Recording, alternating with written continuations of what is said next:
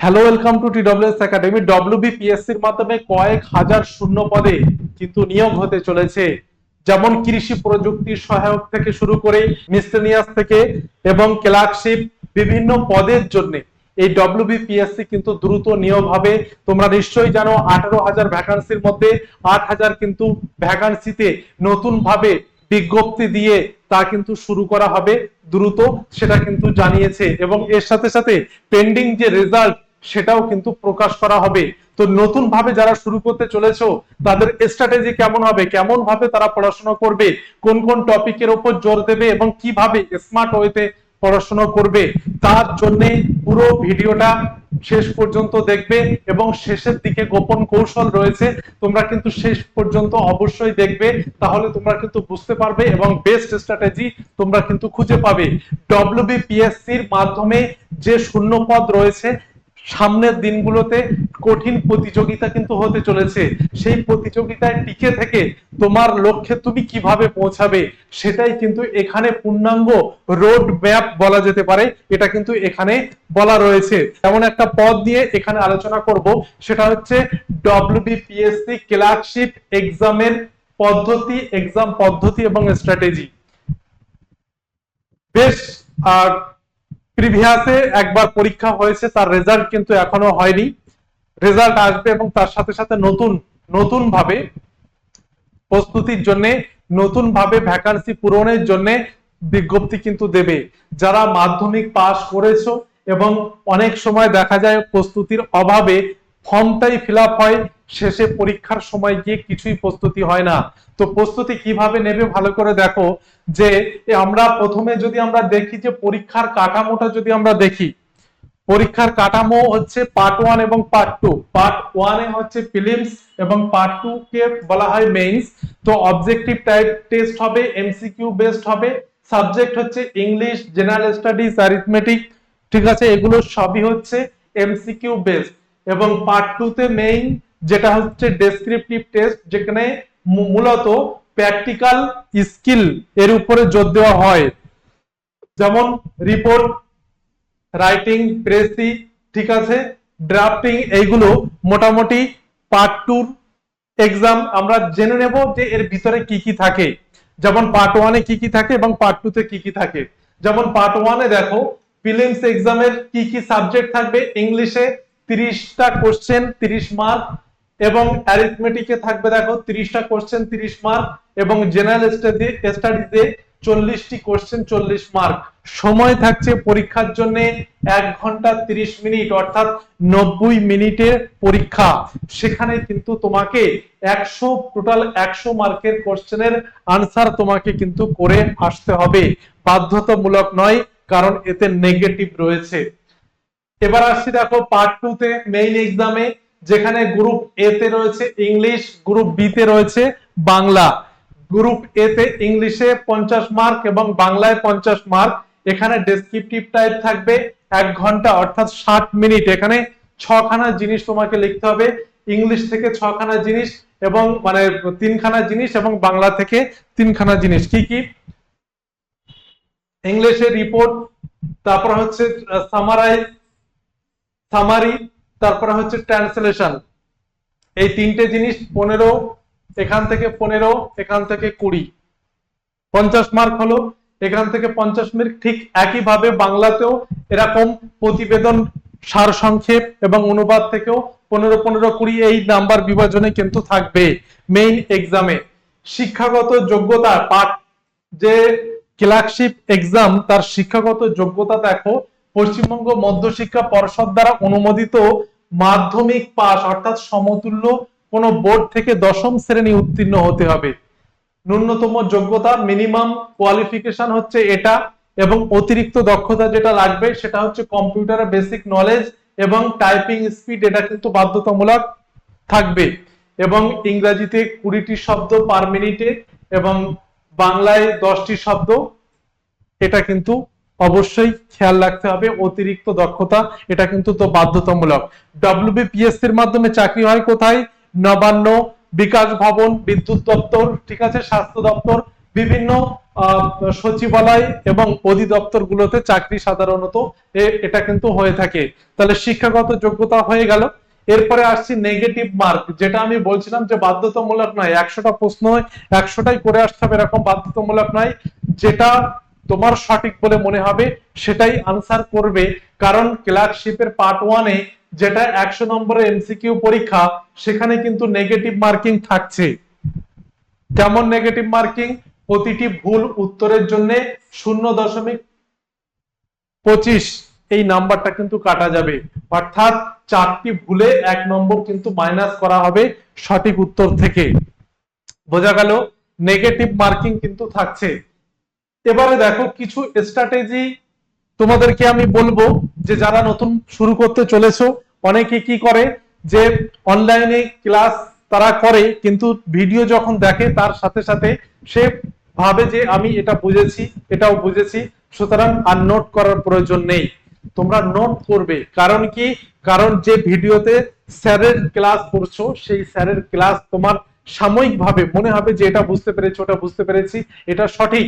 সেটাকে তুমি বারবার যদি রিভিশন করো, তাহলে সেটা কিন্তু লং টার্ম মেমোরিতে যেতে বাধ্য হবে। তাই প্রথমে কি করতে হবে? তোমাকে অনলাইন ক্লাসে তোমাকে ওয়াচ ফার্স্ট, অর্থাৎ তোমাকে প্রথমে দেখতে হবে ক্লাসে যে স্যার কি করাচ্ছেন, এবং নোট সেকেন্ড নীতি, অর্থাৎ ওয়াচ ফার্স্ট নোট সেকেন্ড নীতি, এই নীতিটা তোমাকে কাজে লাগাতে হবে। প্রথম কাজ হচ্ছে কনসেপ্টে পুরো মন দিতে হবে, শুধু পয়েন্টার বা কিওয়ার্ড রাফ খাতায় টুকে রাখতে হবে। ব্যাপারটা বোঝা গেল? যে মনে করো যে আমি ভূগোলের নদ নদী সম্পর্কে তুমি পড়ছো, তো নদ নদী ক্লাসটা যখন দেখবে তখন পুরোপুরি কনসেপ্ট ক্লিয়ার করবে, তার সাথে সাথে যে ওয়ার্ড গুলো মনে হচ্ছে যে এগুলো আমার জন্য মনে রাখা টাফ হচ্ছে, সঙ্গে সঙ্গে তুমি সেটা রাফ খাতায় একবার করে টুকে রাখবে। ঠিক আছে? এটা হচ্ছে শিক্ষকের কনসেপ্ট পুরো মন দিয়ে শোনা। এরপরে হচ্ছে দ্বিতীয় কাজ হচ্ছে তোমাকে ক্লাস শেষে, একদম ক্লাস শেষে পিডিএফ রাফ বা ড্রাফট দেখে মূল ফেয়ার নোট, একটা সংক্ষিপ্ত নোট কিন্তু তৈরি করতে হবে। তুমি প্রথমেই কি করলে? প্রথমে হচ্ছে দেখলে ক্লাসটা পুরোপুরি কনসেপ্ট ক্লিয়ার করার মতো মনোযোগ সহকারে তুমি দেখলে, এবং শেষে হচ্ছে তুমি পিডিএফ দেখে বা ক্লাসের যেটা রাফ করেছো সেটা দেখে তুমি ফেয়ারে একটা নোট তৈরি করে নিলে। এই দুটো কাজের গ্যাপ যত কম হবে, দীর্ঘস্থায়ী মেমোরিতে তোমার ওই ক্লাসের কনসেপ্টটা তত বেশি স্ট্রং হবে। গ্যাপ যত বেশি হবে, তত বেশি মনে রাখার ক্ষমতা দ্রুতভাবে হারিয়ে যাবে, এবং পরীক্ষার আগে মনে হবে এই চ্যাপ্টারটা একবার পড়ি, ওই চ্যাপ্টারটা একবার পড়ি। ঠিক আছে? এইভাবে ধীরে ধীরে কিন্তু তুমি পরীক্ষায় পিছিয়ে পড়বে। তাই প্রথমেই তোমার কাজ যেটা হবে, ওয়াচ ফার্স্ট নোট এবং সেকেন্ড নীতি, এটা থাকা উচিত। প্রথম কাজ হচ্ছে দেখা, তারপরে পরিপূর্ণভাবে সেটা তৈরি করে নেওয়া সঙ্গে সঙ্গে। কারণ লোহা গরম থাকতে থাকতেই তাকে পিটিয়ে সঠিকভাবে রূপ দিতে হয়, না হলে কিন্তু হয় না। তো এই কাজটাই তোমাকে প্রথমে করতে হবে। এরপরে দেখো, নোট নেওয়ার একটা বিজ্ঞানসম্মত পদ্ধতি থাকে।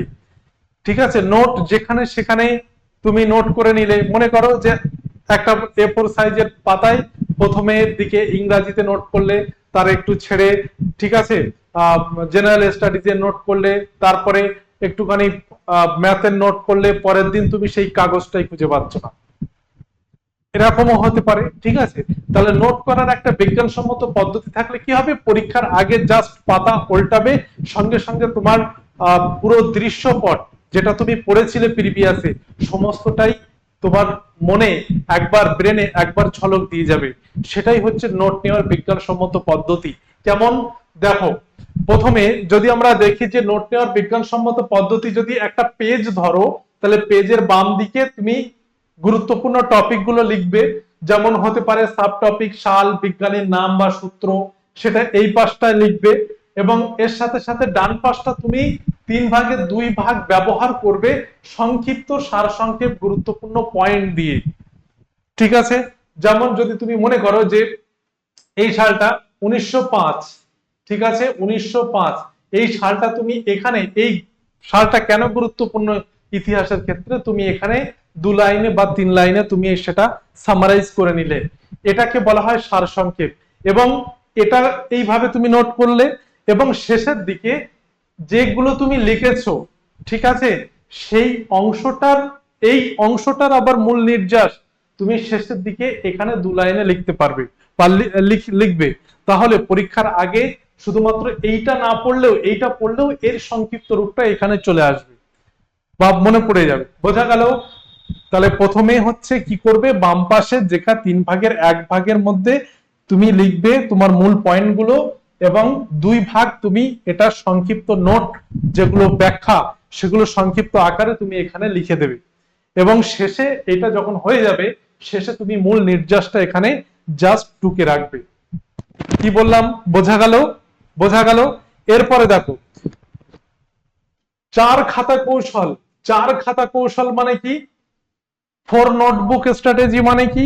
যেটা হচ্ছে প্রিলিমসে আমি যে 4খানা সাবজেক্ট দেখিয়েছিলাম, জিকে, সায়েন্স যেটা জেনারেল স্টাডিজ এর ভিতরে, সেখানে ছক ও বুলেট পয়েন্ট আকারে ছোট ছোট তথ্য, সাল, বিজ্ঞানসম্মত নাম, আবিষ্কারের তালিকা, এই জিনিসগুলো তুমি একটা খাতায় লিখবে। বোঝা গেল? জিকে সায়েন্সের আলাদা খাতা হবে, যেখানে জেনারেল স্টাডিজ এর আলাদা খাতা হবে, যেখানে এইভাবে নোট তুমি তৈরি করবে যেভাবে বললাম।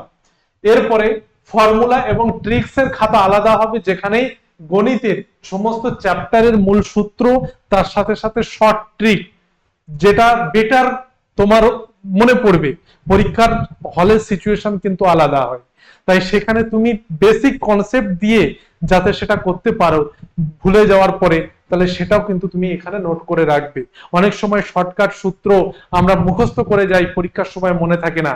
আবার এদিকে আমরা বেসিকও শিখি না, আবার তার ফলে কি হয়, শর্ট ট্রিক তো ভুলে গেছি, বেসিক দিয়েও কাজ চালাতে পারছি না। এরকম যাতে না হয়, বেসিকের সাথে সাথে শর্টকাট পদ্ধতি কেন হলো সেটা কিন্তু তোমাকে এখানে লিখতে হবে। ইংলিশ ভোকাবুলারি খুবই গুরুত্বপূর্ণ, এটা যে প্রতিদিন অনলাইন ক্লাস থেকে পাওয়া 3 থেকে 5টি সিনোনিম, ইডিয়মস, প্রিপোজিশন তোমাকে পার ডে নতুন ভাবে তোমাকে ওখানে পুট করতে হবে, যাতে স্টকটা দীর্ঘদিন, স্টকটা ধীরে ধীরে বিল্ড হতে থাকে। এবং 4 নম্বর যে নোটবুক, 4 নম্বর যে খাতা, সেটা অতীব গুরুত্বপূর্ণ। সেটা হচ্ছে ভুল সংশোধনের খাতা, এরর লগ।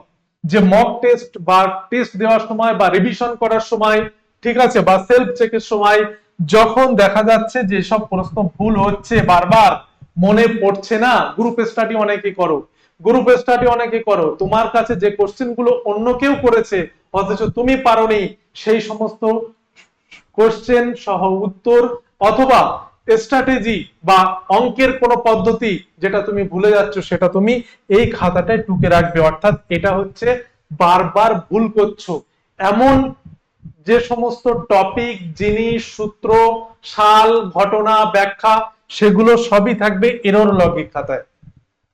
বোঝা গেল? বোঝা যাচ্ছে? তাহলে সিলেবাস ভিত্তিক প্রস্তুতিতে 4 খাতা কৌশল মানে বোঝা গেল কি কি হলো, এটা এখানে গেল। এবং এর সাথে সাথে আর একটা জিনিস তোমাদেরকে আমি বলে রাখি, যে পার্ট 1 পার্ট 2 এর মধ্যে পার্থক্য কিন্তু তোমরা অবশ্যই বুঝবে, পার্থক্য কিন্তু বুঝবে। শুধুমাত্র ডেসক্রিপটিভ, শুধুমাত্র অবজেক্টিভ দিয়ে পাস করার ডব্লিউবিপিএসসি ক্লার্কশিপের এক্সামের জন্য কিন্তু সুইটেবল নয়। তাই দুটোর পার্থক্য অবশ্যই বুঝবে, একসাথে প্রস্তুতি নেবে। স্মার্ট নোট টেকিং পদ্ধতি, যেটা আমি বললাম যে কর্নেল পদ্ধতি, ঠিক আছে, যেটা আমি খাতার ভাগটা দেখালাম কর্নেল পদ্ধতি। এবং 4 খাতা কৌশল, 4টি খাতায় কি কি থাকবে সেটা বললাম। 4 খাতা কৌশল অর্থাৎ কর্নেল পদ্ধতি এবং 4 খাতা কৌশল কিন্তু ব্যবহার করতে হবে। নেগেটিভ মার্কিং নিয়ন্ত্রণ, এটা সবচেয়ে গুরুত্বপূর্ণ। প্রথম হয়তো অনেক সময় মনে হবে যে এটার উত্তর হবে, দিয়ে দিই না, দেখার পরে রেজাল্ট যখন তুমি চেক করবে তখন তুমি দেখবে যে ওটার নেগেটিভ উত্তর হয়েছে। তো নেগেটিভ এড়ানোর উপায় হচ্ছে, যেটা হচ্ছে যে নিয়ন্ত্রণ করা, নিজেকে নিয়ন্ত্রণ করা। আবেগে পড়ে অনেক সময় আমরা জানা প্রশ্নের উত্তরও কিন্তু ভুল দিয়ে আসি, যেই তো সবগুলোই পারবো, এগুলো আমার পারা উচিত, ঠিক আছে, আবেগে নয়, যুক্তি সহকারে যেটা তুমি পড়েছো সেটা মেমোরাইজ করার মাধ্যমে এবং টাইম ম্যানেজমেন্টের মাধ্যমে, সঠিক চিন্তা ভাবনার মাধ্যমে তোমার কিন্তু নিয়ন্ত্রণ হবে নেগেটিভ। এবং নেগেটিভ নিয়ন্ত্রণ করার জন্য তোমাকে প্র্যাকটিস করতে হবে। প্র্যাকটিস কিভাবে করবে? ফাউন্ডেশন না করে কি প্র্যাকটিস করবে? কখনোই না। আগে ফাউন্ডেশন, তারপর প্র্যাকটিস। আগে ফাউন্ডেশন, তারপরে কিন্তু প্র্যাকটিস শুরু করবে। বোঝা গেল? তাহলে ফাউন্ডেশন এমন একটি গাইডেন্সে তুমি ভর্তি হবে বা ব্যাচ নেবে বা তুমি নিজে পড়াশোনা করবে, শুধুমাত্র একটা বই থেকে নয়, বিভিন্ন রিসোর্স থেকে তুমি পড়াশোনা শুরু করতে পারো, যাতে তোমার ফাউন্ডেশনটা ক্লিয়ার হয়।